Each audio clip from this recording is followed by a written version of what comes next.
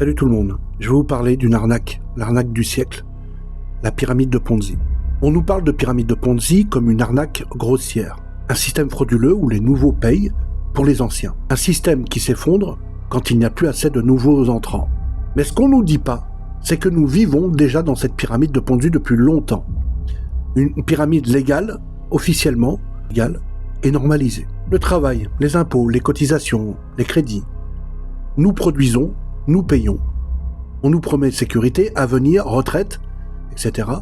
Mais cet argent ne nous attend pas. Il ne nous appartient plus. Il sert immédiatement à maintenir le sommet. On prend la retraite. On nous dit que c'est un droit. En réalité, nous payons aujourd'hui pour ceux d'hier. Et que pour nous puissions toucher quelque chose demain. Il faudra encore plus de travailleurs après nous. C'est une mécanique mathématique. C'est pas une opinion, hein. C'est le principe de la pyramide de Ponzi. Quand la base est large, le système tient. Quand la base rétrécit, il y a tout qui vacille. Alors, qu'est-ce qu'on fait? On allonge l'âge de départ de la retraite, on augmente les cotisations, on baisse les prestations, et on nous explique que c'est inévitable. Ouais, mais inévitable pour qui? Parce que tout là-haut, tout en haut, eux ne vivent pas comme nous. Eux ne cotisent pas proportionnellement comme nous. Eux ne prennent pas de crédit sur 25 ans comme nous. Eux, ils n'ont pas peur de la fin du mois. Eux vivent de notre ascendance. Et le plus pervers dans l'histoire, c'est qu'ils nous ont convaincus que nous sommes responsables. Qu'il fallait travailler plus, faire plus d'efforts, accepter plus de contraintes. C'est une forme d'esclavage moderne, sans chaîne visible, mais avec des prélèvements permanents, des promesses repoussées, des règles qui changent toujours contre nous. Alors écoutez-moi bien maintenant. Oui, écoutez. Ce système tient uniquement parce que le peuple participe. Le jour où le peuple cesse de jouer, la pyramide s'écroule, s'effondre. Un ralentissement massif de la consommation met l'économie sous tension immédiate. Un refus collectif du crédit assèche les banques. Un retrait de confiance financière provoque des paniques systémiques.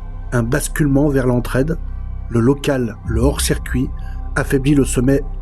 Et là, un peuple informé, ordonné, non violent, capable de grèves ciblées et intelligentes. Ça bloque les rouages essentiels. Nous devenons un peuple qui cesse d'avoir peur et nous devenons impossibles à contrôler. Je raconte pas de bêtises, hein. Ce ne sont pas des slogans, ce sont des leviers réels.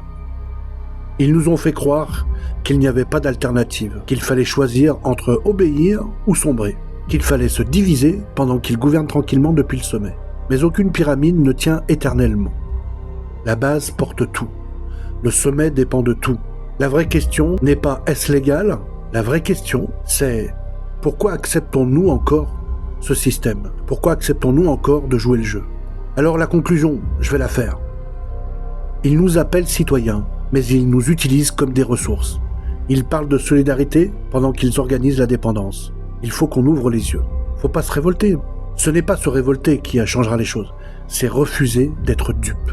Alors cette pyramide de Ponzi là, est pour moi la plus grosse arnaque. C'est une arnaque politique. La règle est simple. Si ces gens-là ne palpent pas notre argent, ces gens-là ne servent plus à rien. Donc le pouvoir leur échappe des mains. C'est aussi simple que ça. Je vous remercie. Si vous pensez que cette vidéo elle vous parle, vous savez ce que vous avez à faire. Merci à vous.